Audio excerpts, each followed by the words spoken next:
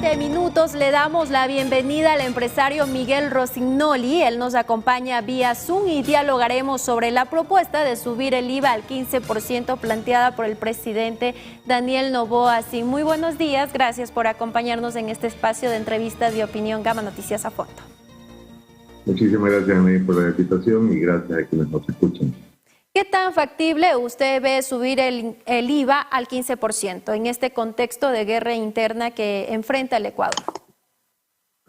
Bueno, desde el punto de vista empresarial no son buenas noticias, evidentemente, porque inmediatamente lo que supone el incremento del IVA es un decrecimiento del consumo natural.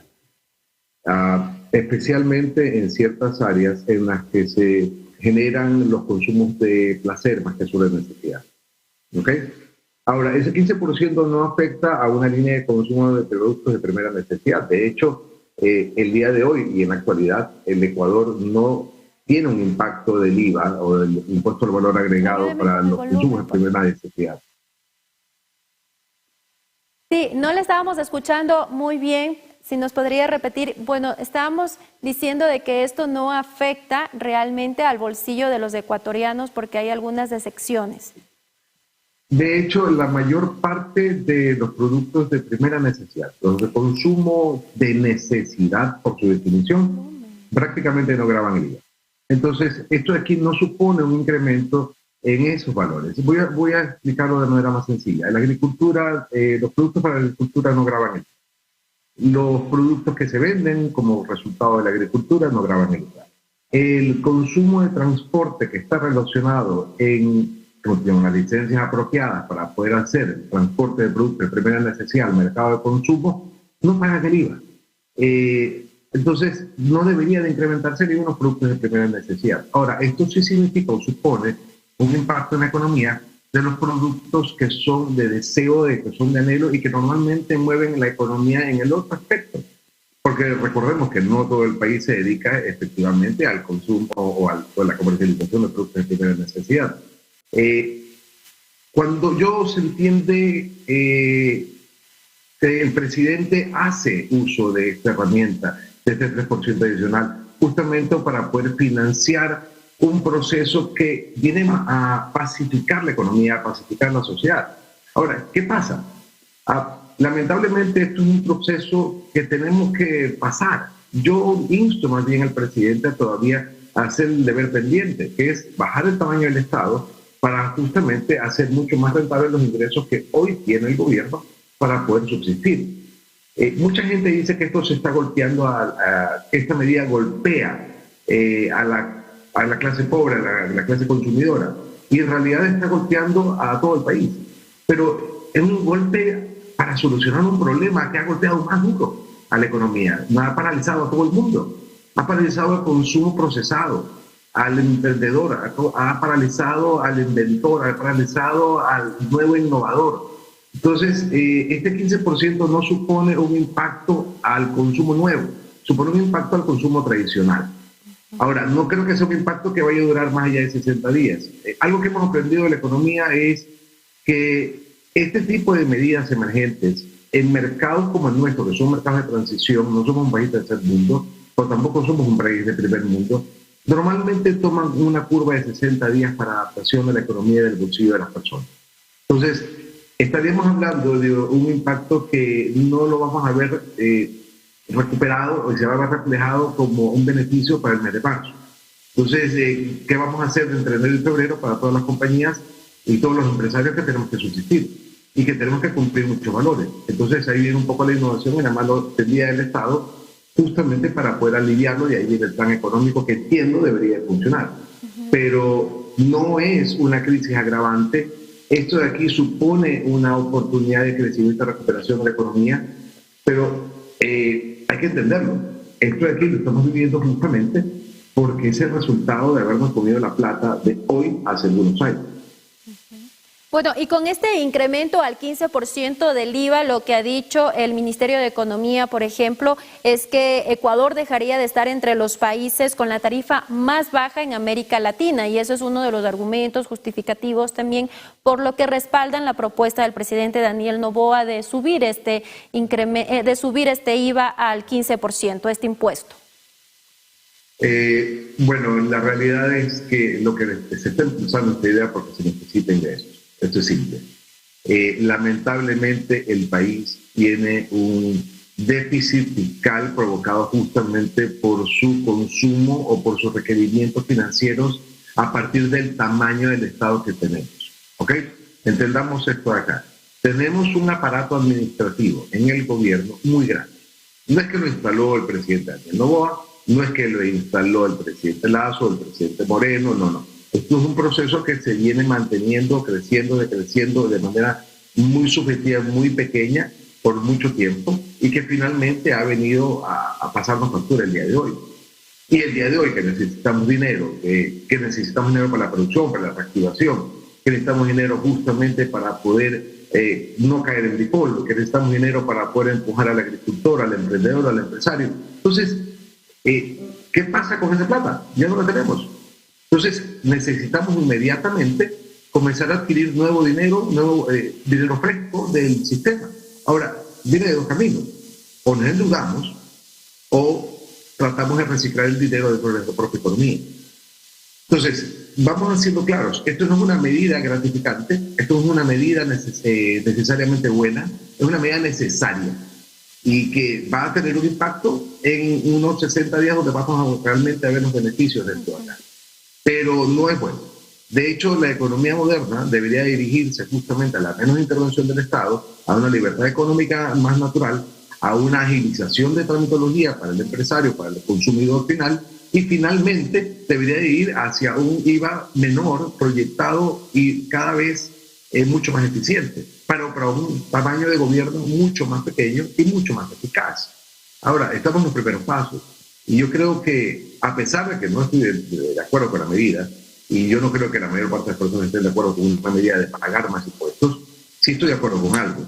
Es el momento de meterse la mano al bolsillo como sociedad para poder hacer ese aporte de los 1.000 y piquito de millones más que van a necesitar el gobierno para esta lucha, pero con el compromiso natural de que el gobierno y las instituciones financieras sean eficaces en su proceso, sean menos complicadas, sean mucho más rentables y que, por último, proyecte justamente a un descenso del tamaño del Estado para que cualquier fondo que el ecuatoriano promedio comience a dar se comience a reflejar en beneficios a la salud, a la educación y a la inclusión social, que es lo que justamente se supone o presume que ha sido el causante provocador de la crisis social, económica y criminal que estamos viendo el día de hoy. Es decir, entonces, que sí también se justifica que esta medida sea indefinida, subir el IVA al 15% indefinidamente. Desde el punto de vista empresarial, yo quisiera que esta medida tomara el menor tiempo posible, porque sé lo que significa. ¿Ok? De repente, ¿cuántas personas están ahorita en proceso de importar mercadería y habían calculado sus presupuestos? ¿Cuántas personas habían desarrollado un presupuesto de ventas, un presupuesto comercial, un presupuesto de compras para poder hacer de sus ingresos, ¿ok? Realmente fortalecerse para un año que se supone que debe ser mejor de un 2023? Entonces, esta noticia del 15% supone un 3% de incremento en nuestros gastos operativos y que son geométricos en algunos casos. Si bien es cierto, no son parte de la rentabilidad o de los costos del empresario y del intermediario o el comerciante, sí son parte influyente, un factor influyente para la liberación de esta mercadería en nuestros inventarios de bodega. Lo que quiere decir que va a ser mucho más difícil y vamos a tener nosotros que amortiguar esto acá y va a ser mucho más difícil liberarnos de la mercadería y como tal de este pasivo que vamos a tener. Ahora, si es necesario que dure alrededor de 6 meses a un año, es muy posible que sea necesario, pero va a estar en función de que el gobierno pueda bajar su necesidad de dinero progresivamente para evitar así de que necesite de este IVA del 15%, y de la mano de que se vaya adaptando justamente el consumidor y el mercado a esta nueva curva de consumo. Ahora, recordemos esto de aquí, más fácil es subir impuestos que bajar impuestos. Y la causa por la que es más fácil es subir impuestos es porque cuando suben de manera progresiva todos los elementos y estamentos de la economía. Pero cuando bajan, tenemos que hacer un descenso progresivo para no generar un impacto en los inventarios que ya están justamente en el mercado. Entonces, esos inventarios, el empresariado, desde la fábrica, desde el productor agrícola que no está realmente formalizado, desde el comerciante, todos tenemos que asumir ese impacto que de repente hubo que darse, ¿ok? Esto lo podemos ver cuando pasó el famoso IVA del 14% por el problema del terremoto de Maraví, y nos quedó pasando factura durante meses posteriores porque el periodo en el que se estableció fue bastante corto. Entonces, posteriormente tuvimos una crisis natural porque no estábamos totalmente adaptados. Ahora lo vemos con los vehículos. Cuando nos subieron los impuestos en el gobierno de los años 2016 y 2014, 2018, que hubieron incrementos bárbaros, que se nos metieron con cientos de impuestos que elevaron los precios de los vehículos, crearon el día de hoy una imagen o una percepción del consumidor de un valor del vehículo sumamente alto. Ahora, bajo el ISD, se quitaron los impuestos, los vehículos europeos comienzan a bajar precios, pero los precios de los vehículos no están bajando realmente. Y esto se debe en gran parte a que nosotros tenemos todavía una percepción y el factor de la oferta de mercado lo sabe. Entonces también son oportunidades de mercado que tienen que tomar entre la oferta y la demanda. Los vendedores tienen que maximizar su rentabilidad en el menor tiempo posible. Y los consumidores tienen que maximizar su bienestar en la menor cantidad de dólares invertidos posibles. Entonces, para resumir, esta medida puede ser positiva en el corto plazo. Esta medida puede ser positiva para poder cubrir una necesidad que el día de hoy como sociedad tenemos. Pero no es positiva en el largo plazo, más bien debería establecerse el compromiso del Estado, del gobierno, de bajar el tamaño del Estado, de la estructura del gobierno, para requerir menos dinero y que lo que tenga ser mucho más eficaz para poder quitar progresivamente este IVA del 15% e incluso comenzar a bajarlo, que es lo que comienza a necesitar. Y es que precisamente desde la Asamblea Nacional también hay voces que tienen sus propias alternativas, propuestas, y que ya se menciona de que no respaldarán este incremento del IVA al 15%. ¿Qué otra alternativa le queda al gobierno? El problema del gobierno o del legislativo, cuando comienza a hablarlo y yo lo comienzo a escuchar con interés, siempre es sacarle la plata al que ellos presumen que les fue bien. Entonces, comenzamos a pensar que somos nosotros, todos los empresarios, todos los ciudadanos de este país, estamos sujetos a ser víctimas de la percepción del legislativo. Resulta que mañana más tarde el sector agrícola le fue bien en un estamento de tomates, entonces de repente va a comenzar a decir el gobierno o el legislativo, ¿sabes qué? Saquémosle la plata a todos los tomateros del país, porque les fue muy bien. Y luego el legislativo ve que le va bien a a las constructoras, saquémosle el impuesto a las constructoras que le fue muy bien. Si mañana ponemos una fábrica de tecnología, vamos a sacarle la madre a la fábrica de tecnología. El problema está aquí, que las personas que nos están dando las alternativas, lo único que buscan es estancar la economía, justamente castigando al empresario o al más eficiente o al que supo oler o olfatear la oportunidad de hacer más negocios. Entonces, hay que entender esto.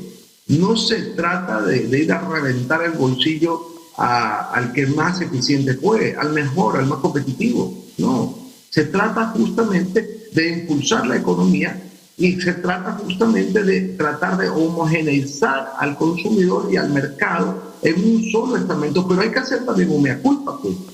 El Estado nos cuesta mucho dinero a los ecuatorianos y la respuesta, después de gastar cientos de millones de dólares, es: oye, revientan el bolsillo al que le fue bien. Es un tanto absurdo y con Z, ¿no? Porque, ¿qué nos está pasando como sociedad cuando comenzamos a culpar al empresario, cuando comenzamos a culpar al que les fue mejor? Ahora, indudablemente habrá elementos donde habrá personas que no son necesariamente honestas y no necesariamente son impecables, pero eso es irrelevante.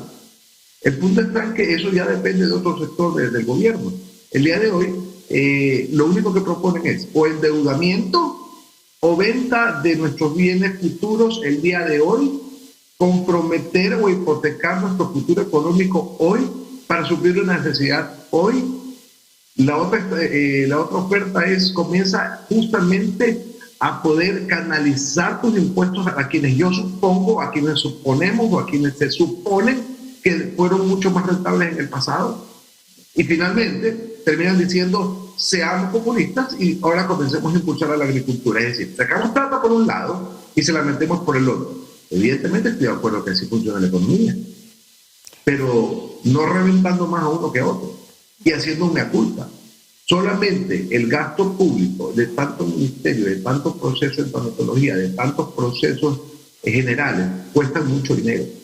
Entonces el gobierno tiene que comenzar a bajar de peso para poder requerir menos dinero en la sociedad, y cuando tenga menos requerimiento podrá darse el lujo de con este 15% comenzar a capitalizarse para poder impulsar otros estamentos de la economía en donde justamente vamos a ver mucho más rentabilidad. Ya para finalizar también, ¿cuáles serían los aportes desde el sector empresarial, también de la empresa privada en este contexto de conflicto armado interno? Se requieren al menos 1.020 millones de dólares para financiar a las fuerzas del orden en este trabajo contra los grupos terroristas. ¿Cuál sería el aporte también del sector empresarial? El sector empresarial ha sido quizá el elemento más activo de la economía y más relevante en este proceso. Seamos francos. El empresario es el que pone el pecho a las balas, es el que ha venido frenteando, es el que hipotecó su casa para poner su tienda, es la persona que hipotecó su futuro para buscar un futuro mejor, es aquel que comienza a poner a sus empleados, les da la oportunidad, es el que sacrifica su tiempo. O sea, el empleado no es el lobo que hay que matar, el empleado es el güey que mueve la carreta.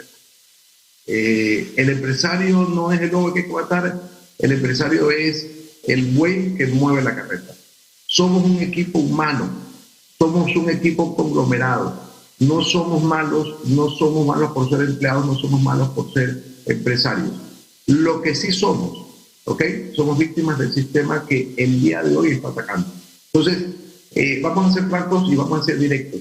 El empresario que no ha renunciado, el empresario valiente que ha tenido que enfrentarse a las bandas criminales, el empresario valiente que se ha venido enfrentando a esta crisis, ese empresario va a seguir aportando. Ese es un empresario que está no puesto ahí por necesidad.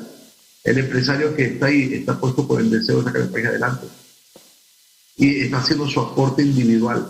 Entonces, todos los empresarios, cada comerciante que en este país por necesidad inició y se mantuvo a pesar de la crisis, ese hombre es un hombre valiente. Ahora, lo que hay que hacer y que la responsabilidad del empresariado completo, incluyéndome a mí, incluyendo al más pequeño de todos, y al más grande, comenzar a ser bastante transparentes en nuestros procesos, tratar de legalizarnos, normalizarnos, ¿sabes qué? Y acercarnos mucho más a la técnica del radar del Servicio de Rentas Internas para poder hacer aportes oficiales. Nosotros no tenemos que buscar, como el sector empresarial o la evasión, tenemos que buscar el aporte. Ahora, ese aporte que tenemos que buscar también viene de la mano con un gobierno que premia justamente el aporte, porque entendamos el concepto, esto es algo impuesto, no es algo que por deseo natural las personas lo hacen, pero como sociedad estamos de acuerdo que este es el momento para poder participar. Pero el gobierno debería comenzar desde el Ministerio de Economía a proponer justamente beneficios de todos aquellos nuevos participantes de la economía. Entendamos esto de aquí, el 15% que se va a poner, esos 3 puntos adicionales suponen un escape de alrededor del 20-30% de la economía que actualmente se somete o se mantiene en el radar. Entonces, el gobierno sabe que con un incremento del IVA alcanzaría técnicamente o nominalmente unos 1.500 millones de dólares. Ahora, con este escape natural, porque sea que baje el consumo o porque los empresariados o el comerciante comiencen a salirse de la ecuación, van entonces a percibir a muchos 1.100 millones. Entonces, el Estado lo entiende, la economía lo entiende, las personas matemáticas lo entienden, ¿ok? Pero el problema está que hay que promoverlo para que eso no pase. Porque esto lo único que puede concluir es en sacar a más gente del radar y evitar que la gente se meta al sistema y de manera definitiva dejen de aportar de manera significativa a la economía en el largo plazo. Entonces, hoy el gobierno tiene un papel importante. La lucha contra el crimen, creo que cada ciudadano del país lo apoya. El empresariado lo entiende y lo vamos a apoyar. Sabes que tenemos otros problemas sociales que tenemos que impulsar. Desde el empresariado estamos buscando justamente con la regularización meter más gente al sistema, prepararlos aún más, pero el Estado también tiene que hacer su parte. Y cuando digo que hacer su parte es ser más eficaz en cada proceso que haga, justamente para poder requerir desde dinero y presionar menos a la sociedad desde la oferta y el consumo para agilizar la economía. Y no ser tan complicados los trámites, desde la importación de un producto. Si otras personas tienen un problema enorme para importar un producto, hasta el fabricante y el agricultor de un tomate, que no tiene un canal claro de distribución y que se tiene que ver explotado por el sistema. Y ahora resulta que cuando suben el IVA quieren subir el precio de él también. Y no tiene nada que ver lo uno con otro porque ellos nunca pagaron el IVA. Entonces, seamos claros, el IVA afecta al consumo del deseo, el IVA afecta al consumo que no está tipificado como primera necesidad, y el IVA afecta directamente a aquellas personas que de alguna manera forman parte de la cadena de la producción, pero no están debidamente reglamentados o no debidamente licenciados para poder justamente beneficiarse de la diferenciación con el impacto del IVA. ¿Ok? Entonces, vamos viendo despacio esto, pero sí vamos siendo claros. El gobierno va a hacer esto aquí, un 15%, el empresario de la sociedad lo impulsa, pero tendrá que hacer un compromiso sobre operaciones eficaces. No hay de otra manera, el país no va a poder aguantar esto aquí por mucho tiempo, y a pesar de que esto fortalecería la economía, no fortalecería al consumidor y tampoco al ofertante, y debilitaría una vez más a la economía del gobierno en el mediano plazo, en largo plazo. Gracias por su participación, que tenga un excelente día. Muchísimas gracias a usted. Gracias.